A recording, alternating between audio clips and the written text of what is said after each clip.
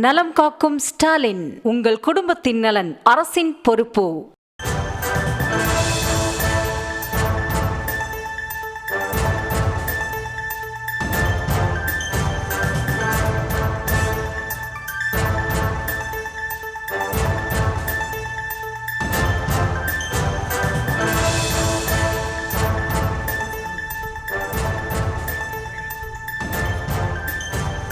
அண்மை செய்தியாக பார்த்து வருகிறோம்.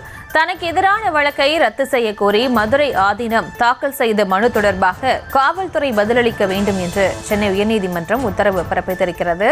இந்த விவரங்களோடு இணைகிறார் இது தொடர்பான விவரங்களோடு இணைகிறார் எமது செய்தியாளர் மதியழகன். வணக்கம். காவல்துறை பதிலளிக்க சென்னை உயர்நீதிமன்றம் உத்தரவு பிறப்பிச்சிருக்கு, அது தொடர்பான விவரம்.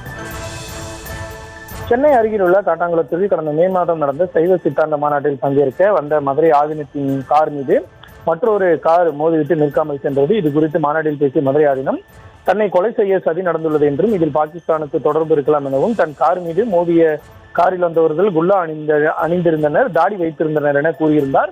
இவரது பேச்சு இரு மதத்தின் குழப்பத்தையும் உருவாக்கும் வகையில் இருப்பதாக கூறி சென்னையை சேர்ந்த வழக்கறிஞர் ராஜேந்திரன் என்பவர் அளித்த புகாரின் அடிப்படையில் ஆதீனத்துக்கு எதிராக சைபர் கிரைம் போலீசார் வழக்கு பதிவு செய்தனர். இந்த வழக்கை ரத்து செய்ய கோரி மதுரை ஆதீனம் தரப்பில் சென்னை உயர்நீதிமன்றத்தில் மனு தாக்கல் செய்யப்பட்டுள்ளது. அந்த மனுவில் விபத்து குறித்து ஊடகவியலாளர்கள் எழுப்பிய கேள்விக்கு மட்டுமே பதிலளித்ததாகவும் தனது தரப்பில் இருந்து எந்த அறிக்கையும் வெளியிடப்படவில்லை என தெரிவிக்கப்பட்டுள்ளது.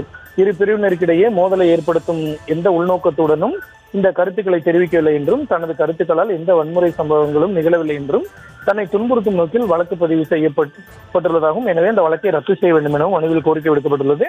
இந்த மனு நீதிபதி டி பரத் சக்கரவர்த்தி முன்பு இன்று விசாரணை கொண்ட பொழுது காவல்துறை தரப்பில் ஆஜரான கூடுதல் குற்றவியல் வழக்கறிஞர் ஆர் முனிப்பராஜ் ஆதீனத்தின் பேச்சுக்கு எதிர்ப்பு தெரிவித்து அளிக்கப்பட்ட புகார்கள் மீது வழக்குகள் பதியப்பட்டுள்ளன.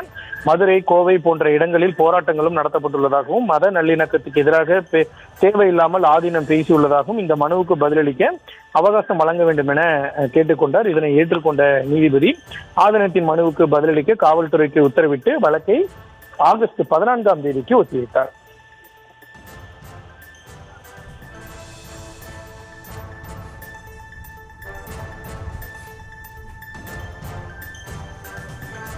விவரங்களுக்கு நன்றி மதியழகன். நலம் காக்கும் ஸ்டாலின், உங்கள் குடும்பத்தின் நலன் அரசின் பொறுப்பு.